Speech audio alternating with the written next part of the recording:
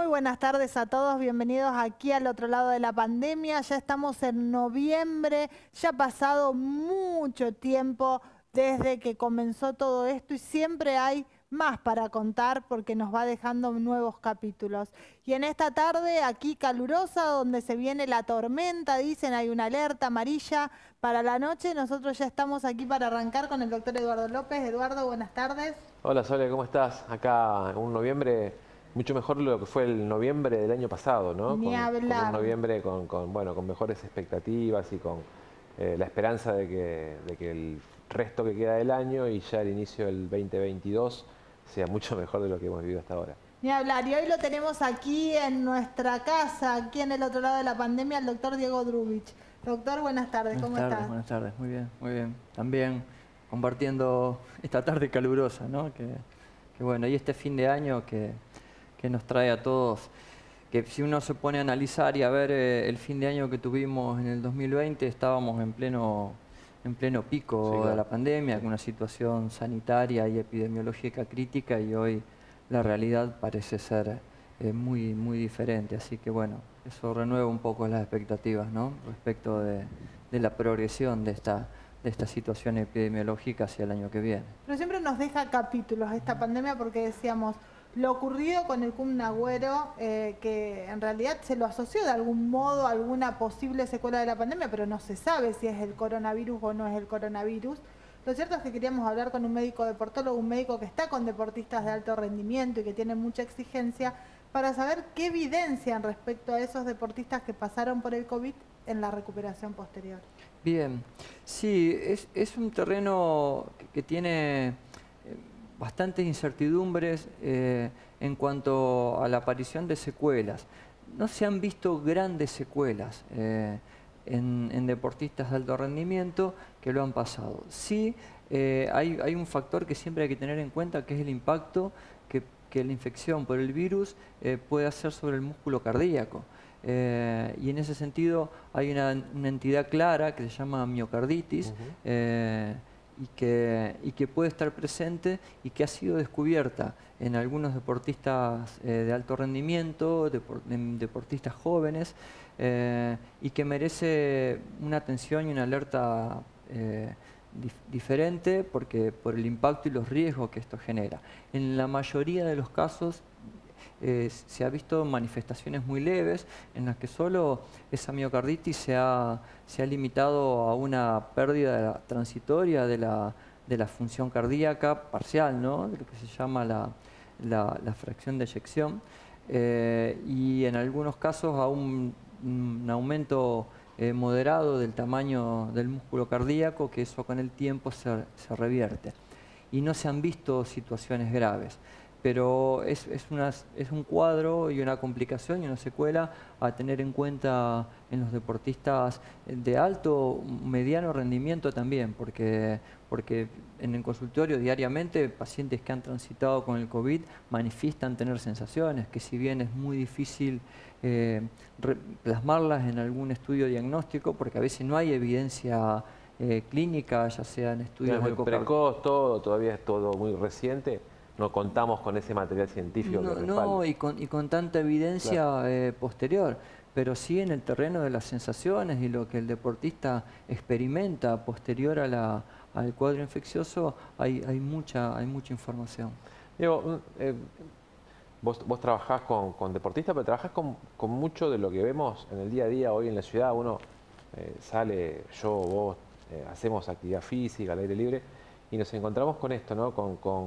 Con muchas personas que, sin ser deportistas profesionales, hacemos mucha actividad física. Y atiendo un poco esto que ocurrió, creo que hace unos días, en una maratón de estas que hoy está en este circuito que la Argentina está transitando en este momento de carreras, de running, de maratones.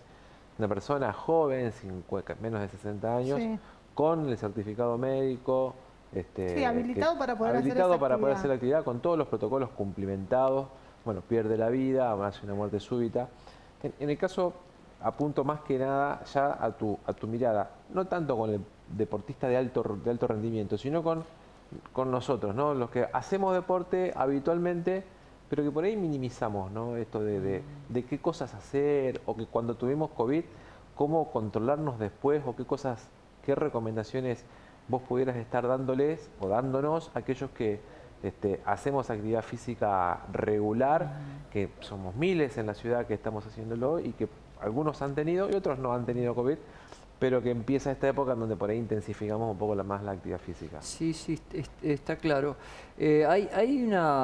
Digo, en estos últimos años hay un crecimiento enorme de la cantidad de personas que practican deporte en forma amateur. Claro. Y digo amateur entre comillas porque el deporte recreacional o competitivo, digo de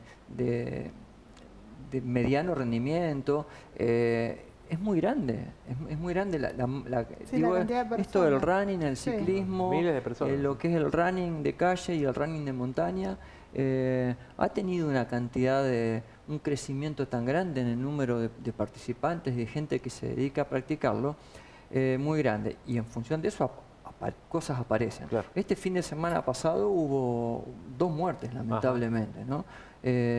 Una acá en Santa Fe, en Santo Tomé, y otra en una carrera de montaña en Córdoba. Y esto se lo puede analizar desde varios lugares, ¿no? Primero está lo que la infección por el virus, el coronavirus puede llegar a provocar y las secuelas y los daños.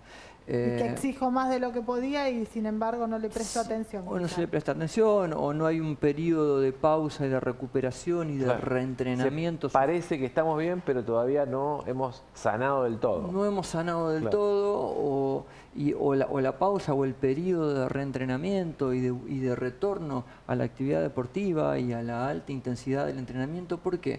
Porque hoy todo el mundo entrena, por más que no tenga un objetivo competitivo de máxima. Todos entrenan, todos tienen un entrenador, todos siguen una planificación y todos buscan su máximo rendimiento. Entonces, puede haber una falta de tiempo, pero por otro lado, yo lo analizo también por fuera de lo que es la infección propiamente dicha.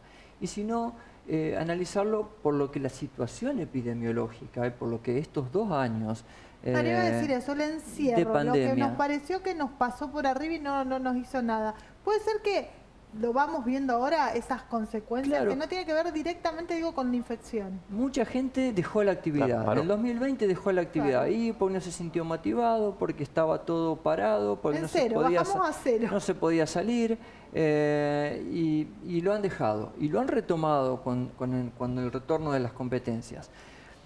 Y por otro lado, hubo un grupo muy grande de gente que pese a la restricción, que pese al cierre, que pese a no haber competencias, siguió entrenando. Siguió entrenando mucho, siguió diciéndolo, y cuando menos se dieron cuenta, o nos dimos cuenta, pasaron 2 años de entrenamiento ininterrumpido, de estar todo el tiempo a la expectativa de una competencia, de una carrera, y eso ha sumado en alguna medida carga de exigencia. En el caso, y el otro tercer caso que sucede es que la apertura de los calendarios deportivos de la competencia hizo que en esta época del año, en este último segmento del año, se hagan todas las carreras. Todos juntos.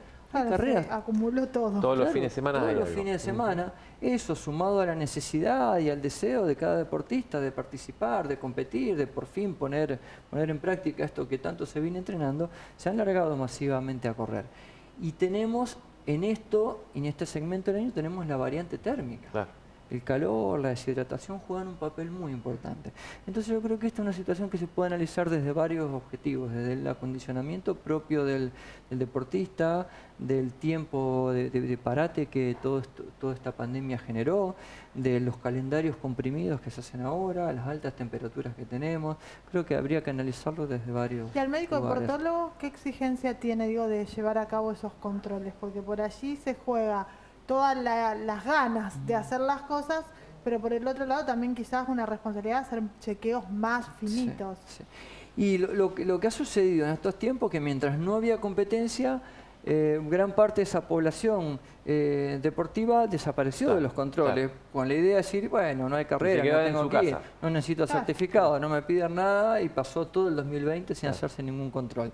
Y ahora que llegaron los más precavidos en el 2021, empezando a visualizar que había más competencia, dijeron, bueno, con tiempo me voy haciendo, y está el que se le vino la carrera encima y dijo, me tengo que hacer todo.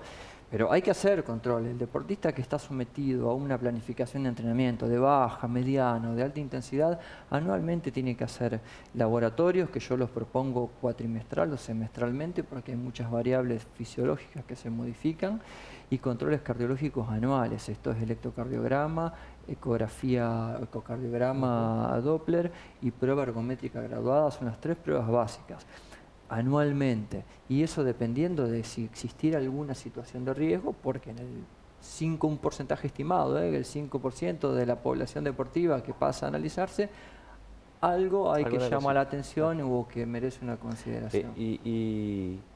Con más razón, en algunas etapas de la vida, por ahí, cuando pasamos los 40, con un poquito más de atención, porque hay factores de riesgo que tienen que ver ya con el paso del tiempo, que hay que prestarle más atención, hay que darle más bola. Y a veces con esto también, ¿no? Como decías recién, cuando tenemos encima la competencia, haceme rápido, por favor, el certificado que tengo que correr. Y no es así, digamos, no es así. Hay una responsabilidad nuestra, por un lado, por la firma del certificado, pero además una responsabilidad individual por ponerte en riesgo, por correr esta carrera, que a lo mejor la semana que viene tenés otra, podés correr la próxima, y hacer los estudios, hacer las cosas como corresponde. En eso a veces existe una subestimación por parte de quien debe realizarse los análisis, porque dice, no, pero bueno, pero el año pasado me dio bien. Que me dio bien, pero no, hacete los estudios, después yo te firmo el certificado, te firmo el auto, entonces, pero total, si me pasa algo, no, si a vos, la respuesta automáticamente es, no, si a vos te pasa algo, lo más probable es que tengas una muerte súbita. Y si tenés una muerte súbita, obviamente vos no vas a reclamar nada, pero los que siguen sí van a preguntar quién es el médico que firmó el certificado. Entonces, digo, por una responsabilidad compartida, ¿no? La del deportista de cuidar su propia salud y transformar su práctica deportiva en lo más segura posible, y nosotros por la responsabilidad que tenemos de garantizar. Conciso, cortito, a la cámara y a la gente, ¿qué cosas tenemos que hacer ahora, en este momento que hace calor, antes de salir a entrenar? ¿Qué cosas vos como médico nos dirías, hagan esto y hagan esto? Principalmente elegir los horarios en los que se sale a entrenar. Creo que con temperaturas por encima de los 27 grados, utilizar la franja horaria central de la siesta, lejos de aportar beneficio, aporta más riesgo que beneficio. A menos que se trate de deportistas extremadamente adaptados, que van a competir pruebas en esos ambientes, sino el 90% de las carreras de la competencia no se realizan en esa franja horaria, por un lado. Por el otro lado, el control de la hidratación. La hidratación previa, hay determinados tips de hidratación de acuerdo a la temperatura que haya, de cuántos mililitros de agua deberían tomarse en la hora previa a la actividad física. ¿Salimos con la cantimplora a correr? Sí, se puede salir. Es un poco incómodo correr con la cantimplora, pero bueno, cinturones con hidratación, dejar la botella en algún puesto, en lugar de referencia, si se hacen circuitos. Siempre hay una estrategia, una forma de contar con hidratación. El otro es observar muy bien el color de la orina, que eso nos da una guía muy práctica a la hora de determinar el nivel de hidratación que tenemos.